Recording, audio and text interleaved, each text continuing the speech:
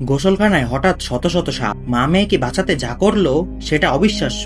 এই দৃশ্য দেখে মহিলারা ভয়ে আতঙ্কিত হয়ে পড়ে, অনেকে কাপড় পরার কথাও ভুলে যায়। একটি মেয়ে শব্দ শুনে দৌড়ে ভেতরে যায় আর দেখে পুরো গোসলখানা ছোট ছোট অসংখ্য সাপে ভরে গেছে।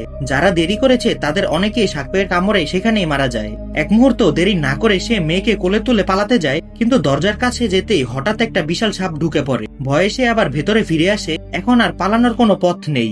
জরুরি অবস্থায় সে মেয়েকে নিয়ে একটি আলমারির ভেতর ঢুকে ভাবছিল এভাবেই বাঁচবে, কিন্তু ঠিক তখনই একটা ছোট সাপ ফাঁক দিয়ে ভেতরে ঢুকে পড়ে। সাপটি দেখতে দেখতে ধীরে ধীরে তার কাছে আসতে থাকে। পালানোর আর উপায় না দেখে সে সাহস করে আলমারির দরজা খুলে দেয়, কিন্তু বাইরে তাকিয়ে দেখে চারপাশে অসংখ্য সাপ ঘুরে বেড়াচ্ছে। একটা কোবরা তাকে আক্রমণ করতে এলে সে পাশে থাকা একটি কাপড় দিয়ে তাড়িয়ে দেয়। তারপর সে আর তার মেয়ে চেয়ারের ওপর উঠে পালানোর চেষ্টা করে, কিন্তু সামনে আবার একটা বিশাল সাপ দাঁড়িয়ে থাকে। মহিলা দ্রুত একটা বালতি তুলে সেটার দিকে ছুঁড়ে মারে, তারপর আলমারিটা ফেলে দিয়ে তার উপর উঠে দাঁড়ায়। মেয়ের হাত ধরে পালাতে যাবে, ঠিক তখনই আরো বড় বিপদ সামনে আসে। পার্ট 2 চ্যানেলেই আছে, গিয়ে দেখে নিন।